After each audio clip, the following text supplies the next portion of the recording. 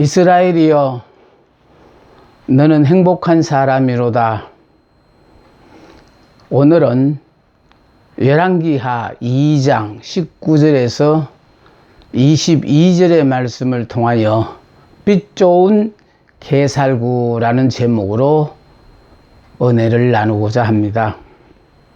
여기 매혹적인 장소에 위치한 아름다운 성읍이 하나 있습니다.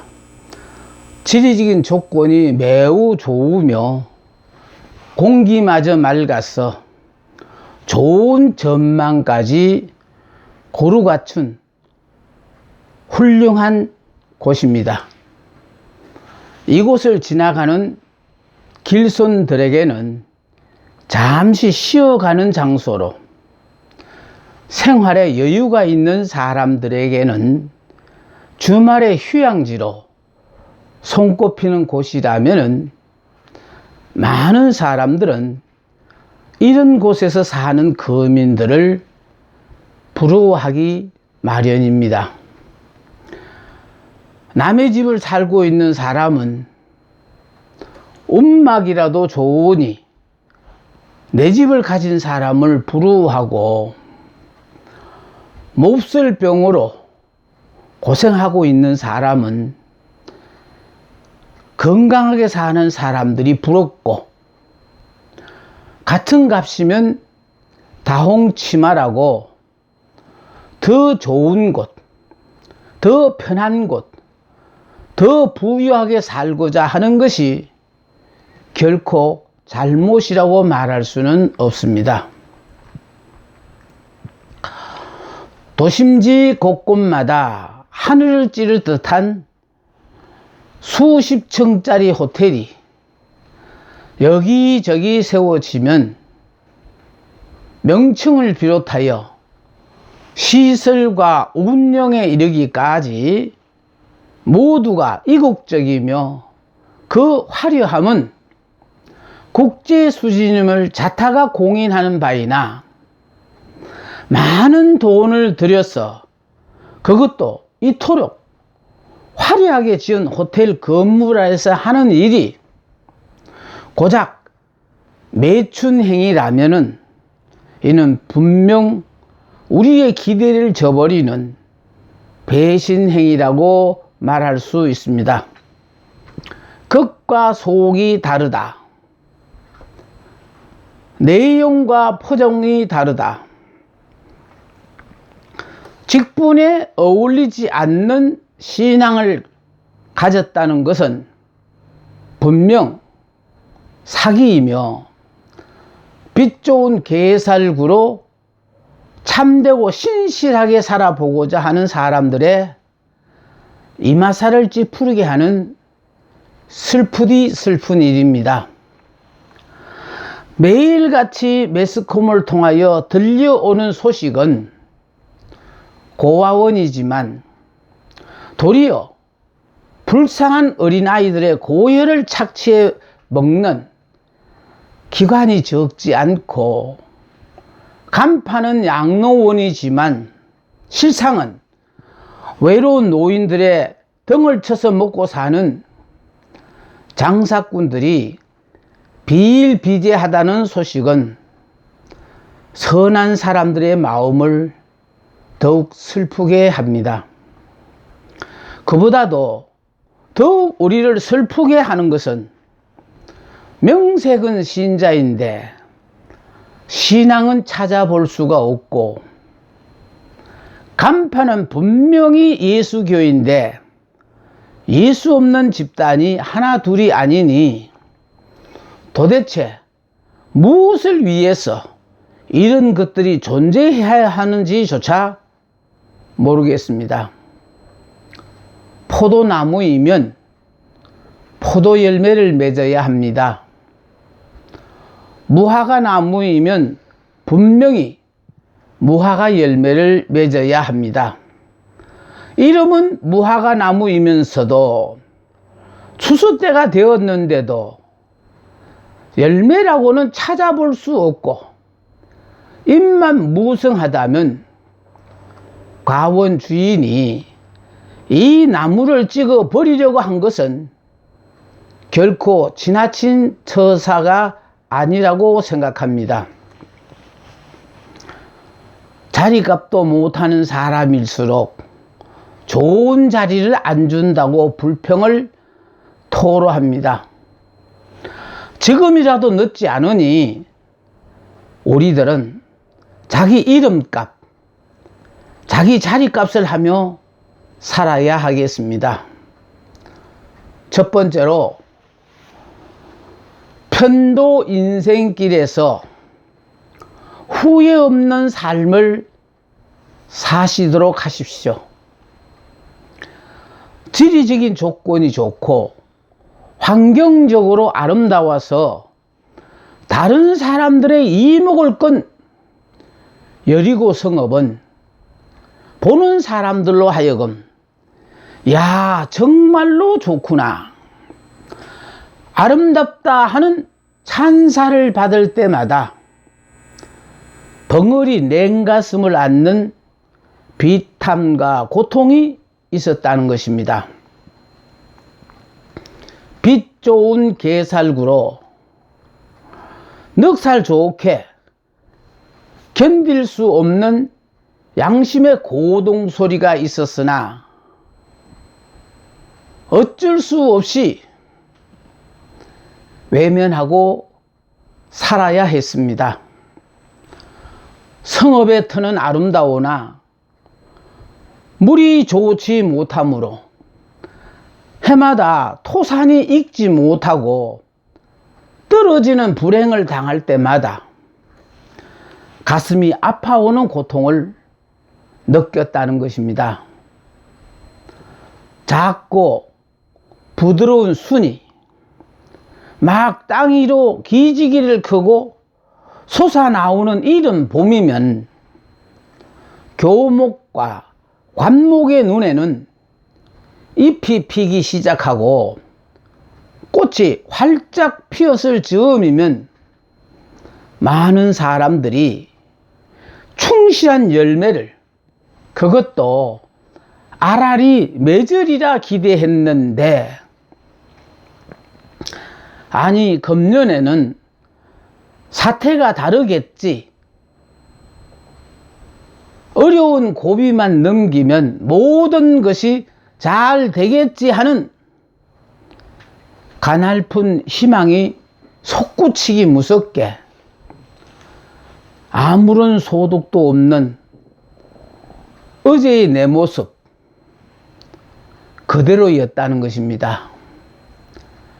과실이 이기려고 할 바로 그 무렵에 어떤 것은 조숙하여 떨어지고 어떤 것은 미숙하여 땅에 떨어져 썩어서 아무런 소득도 얻지 못한다는 것이 아름다운 성읍의 슬픈 사연인 것처럼 우리 자신들을 뒤돌아볼 때 많은 사람들 앞에서 무엇인가 대단한 일이라도 하는 것처럼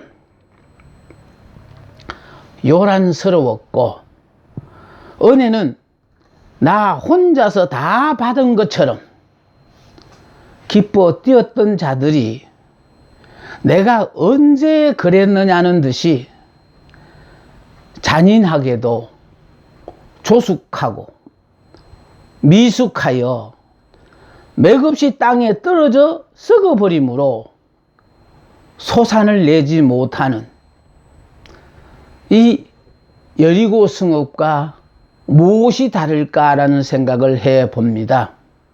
차라리 은혜를 받지 않은 것만 못한, 직분을 받지 않은 것만 못한 우리들은 아닌지 모르겠습니다. 치열한 경쟁 사회에서 남들과 경쟁하여 그 좋은 자리를 차지했으면서도 그것도 나이값도 하지 못하고 1년도 아닌 3년씩이나 벌써 열매를 맺어야 될 나이에 계속하여 불가실수로 버티고 있는 배짱 좋은 누가복음 13장에 무화과나무가 있는가 하면은 오늘 본문처럼 모든 사람들이 부러워하는 좋은 자리에서 남다른 은혜를 받았으나 그것을 삶으로 승화시키지 못하고 오히려 더 강팍해지고 모지러 빠진 자신 앞에 애통해하는 심정도 있습니다.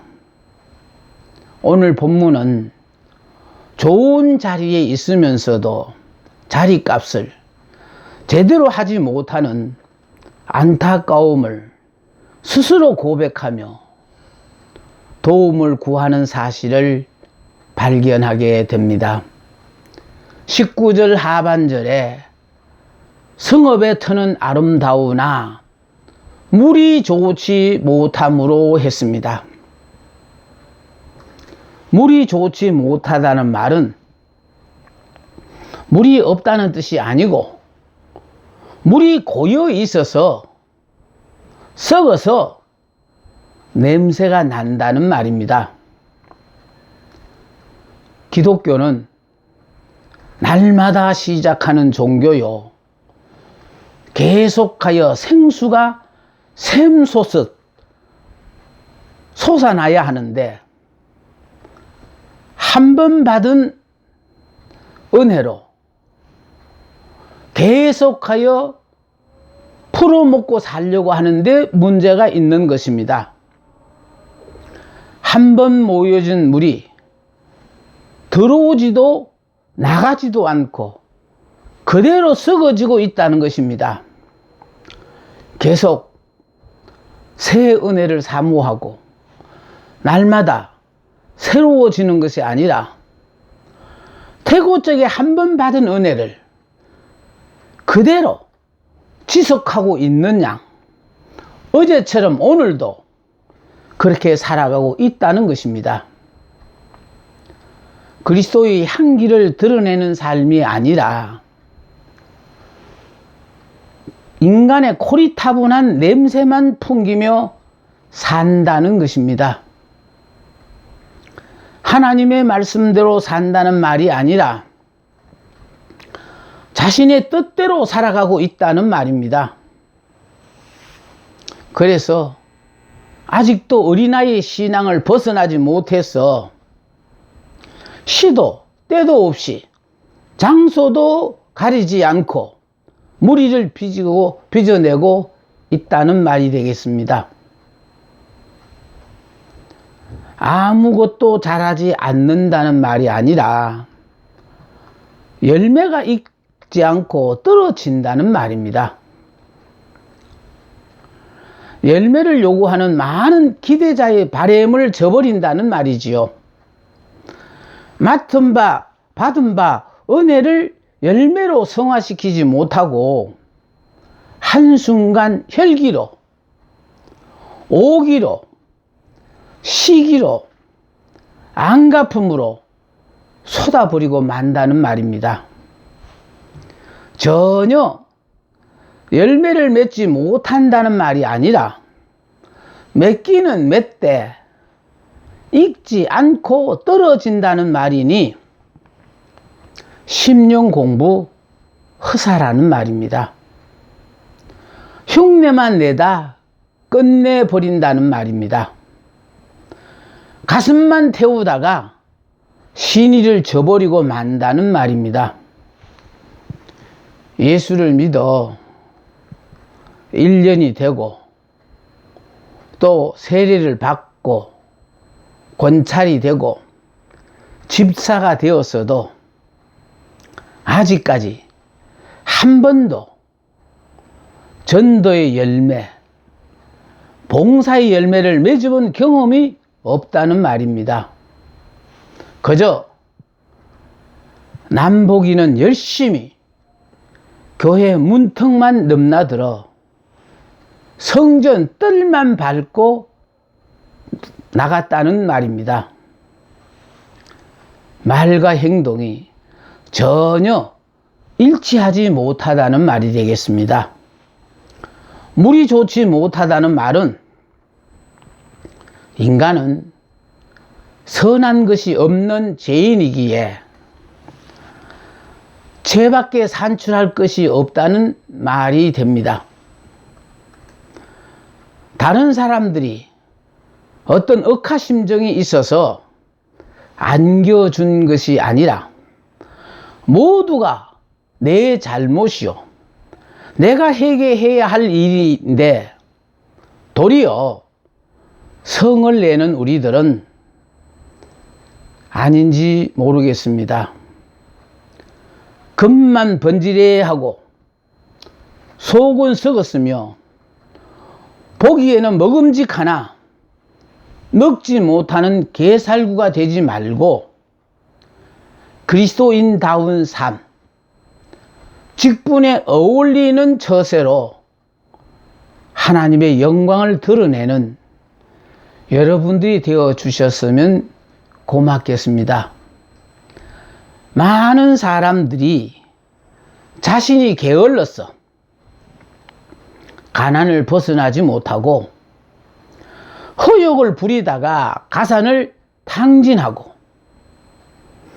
놀기만 좋아하다가 입시에 낙방하고 무능해서 진급을 하지 못하고 무절제한 생활로 병에 걸렸다면 그것은 나 자신이 겸손히 회개해야 할 일이지 결코 누구에게 책임을 전가시킬 일도 아닐진데, 오히려 얼마나 많은 사람들이 동생 아벨을 죽인 가인처럼 이유 없는 분노를 남발하고 있는지 모릅니다.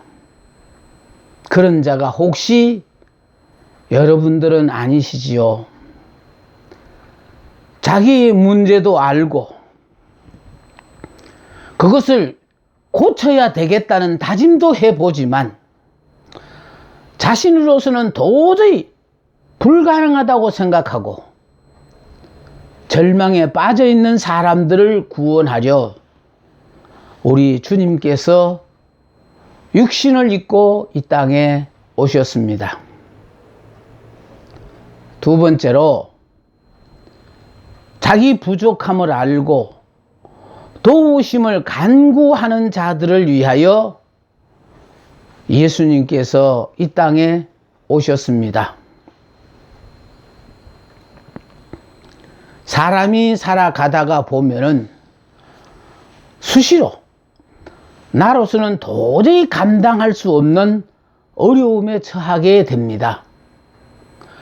본인이 잘못해서 주어진 것이 아니라 그런 어려움을 당할 때 비로소 자신의 한계를 깨닫게 되고, 이럴 때에 내 주변에는 나를 도와주실 분이 아무도 없다는 것을 깨닫게 되게 하는 것입니다.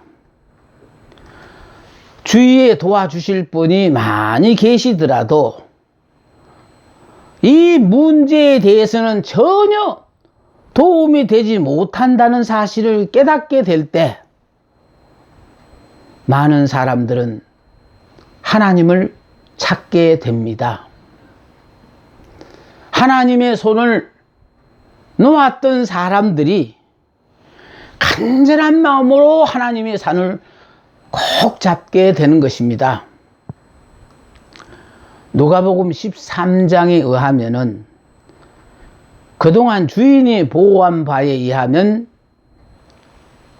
가원지기는 부족함이 없을 만큼 수고와 정성을 기울였음을 인정하고, 잘못은 오직 무화과 나무에게만 있다고 판단하여 과원지기의 잘못에 대해서는 아무 언급이 없습니다. 다만 이 나무가 나쁘니 찍어버리라고 하신 것입니다. 그럼에도 불구하고 과원지기는 그 책임을 같이 지려고 합니다. 자기에게도 분명히 잘못이 있었을 것이라고 생각하고 있는 이 점이 매우 중요한 것입니다. 가원지기는 열매 없는 책임이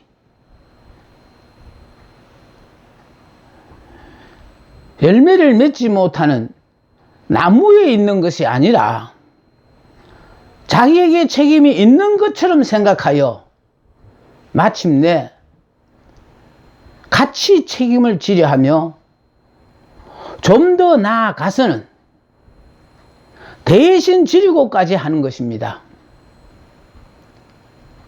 이 일에 비해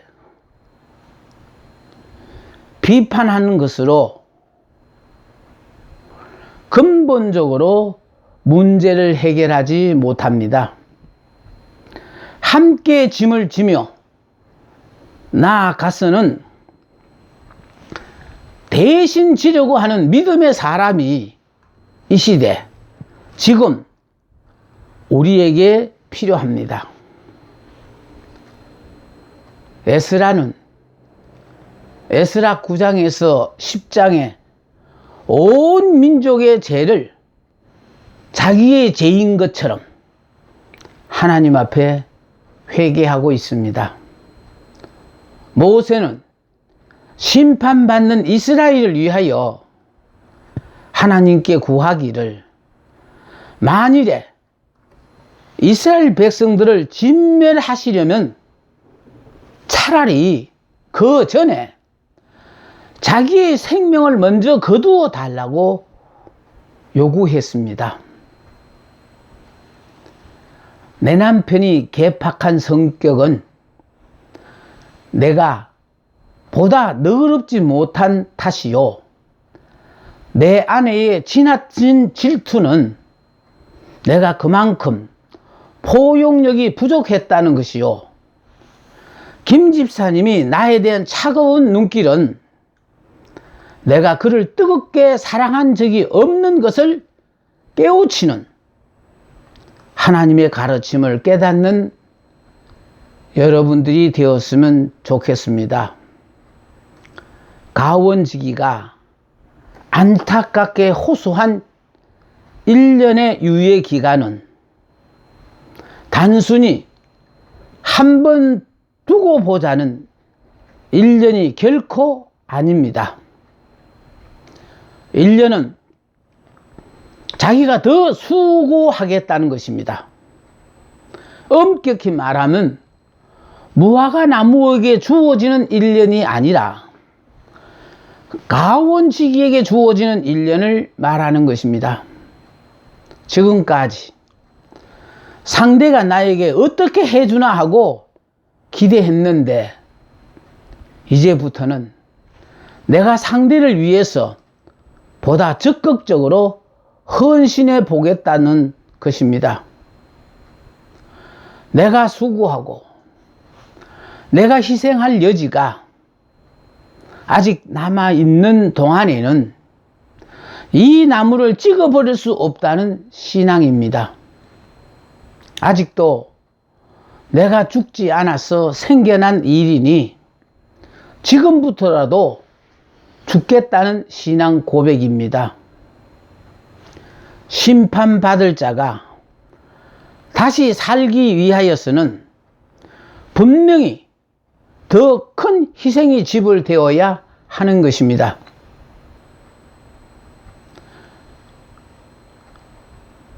사랑하는 성도 여러분, 여러분은 분명히 열매를 맺고 있습니까? 열매 없는 나를 대신하여 십자가를 지신 그리스도를 바라보면서 지금 현재 우리의 처지에서 열매를 맺어야 하겠습니다. 가원지기의 중보적인 간청을 단순한 감상이나 동정이 아닙니다. 그 속에는 확실한 신앙이 있었다고 생각합니다. 열매 없는 이 사건을 가원지기는 생리적인 현상으로 본 것이 아니고 병리적으로 보고 있다는 점입니다. 본질적으로는 나쁜 나무가 아니었는데 무엇인가 병적으로 잘못되었기에 고쳐보겠다는 것입니다. 나같이 지지리도 못난 남편 때문에, 아내 때문에, 불효자식 때문에 속을 태우다 그렇게 변했으니 이제라도 마음 잡고 사람답게 한번 살아보겠다는 다짐인 것입니다.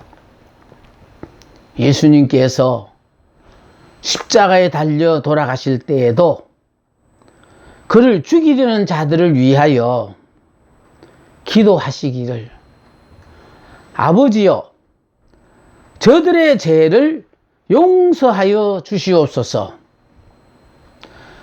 저들이 하는 일을 저들이 모르기 때문입니다 라고 하였습니다.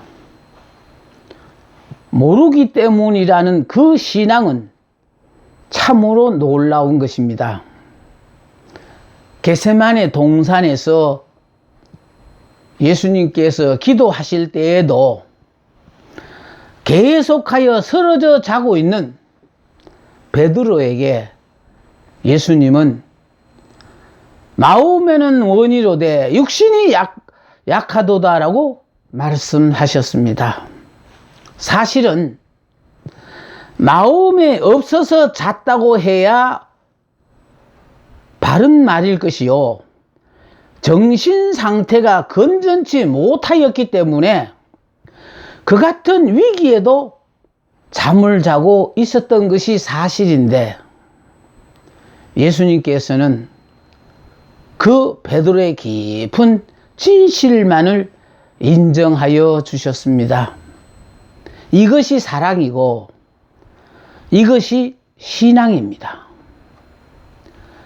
회개에 합당한 열매를 맺지 못하는 교회와 역사의 의미를 망각하고 죄된 길에서 회개할 줄 모르는 내 형제, 내 이웃을 위하여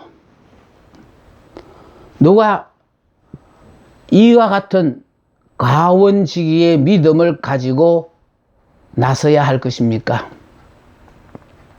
오늘 이와 같은 믿음의 사람이 어느 때보다도 절실히 요구되고 있습니다. 이런 사람이 있어질 때에 빛 좋은 개살구는 우리 사회에서, 교회 안에서, 우리들의 가정 안에서 영원히 추방되고 말 것입니다. 세 번째는, 믿음의 사람은 예수 안에서 모든 일을 할 수 있습니다. 오늘 본문의 성읍 사람들은 이를 늘 안타깝게 생각하고 엘리사 선지자에게 말씀드렸던 것입니다. 그랬더니 엘리사는 새 그릇에 소금을 담아 가져오게 하고 그것을 물 근원으로 나아가서 던지며 이르되, 여호와의 말씀이 내가 이 물을 고쳤으니 이로부터 다시는 죽음이나 열매를 맺지 못함이 없을지니라고 했는데, 그 말이 선언되자마자 즉시 좋지 못한 물이 좋게 되었다는 것입니다. 엘리사 선지자가 소금을 물 근원에 던진 것은 상징에 불과한 것이고, 좋지 못한 물이 좋게 된 것은 하나님 말씀에 역사로 되었습니다. 새 그릇은 새롭게 한다는 뜻을 상징하고, 변함없는 소금은, 그 새롭게 된 것은 변함없이 유지함을 상징하니, 이제 마음을 새롭게 하여 보다 많은 결실을 남기시는 여러분들이 되었으면 좋겠습니다. 우리는 예수 안에서 모두가 새 사람이 된 사람입니다. 그런즉 누구든지 그리스도 안에 있으면 새로운 피조물이라. 이전 것은 지나갔으니 보라, 새 것이 되었도다. 그리스도 안에서 새로운 피조물이 된 사람은 이제 자기가 더 이상 해야 할 일이 없습니다. 왜냐하면 모든 것을 주님께서 다 하시기 때문입니다. 그렇다면 우리는 우리의 모든 일을 주님께 맡기고 믿음으로 날마다 승리하는 복된 삶의 주인공이 된 것입니다. 이스라엘이여, 너는 행복한 사람이로다. 잠깐 보십시오. 이스라엘이여, 너는 행복한 사람일 때에 이 밑에 있는 사람들은 육의 사람이니까 예수를 믿어도 아직도 본인들이 주인인 육의 사람들이에요. 육적 사람들. 응? 그러나 예수님의 품에 안긴 이 양은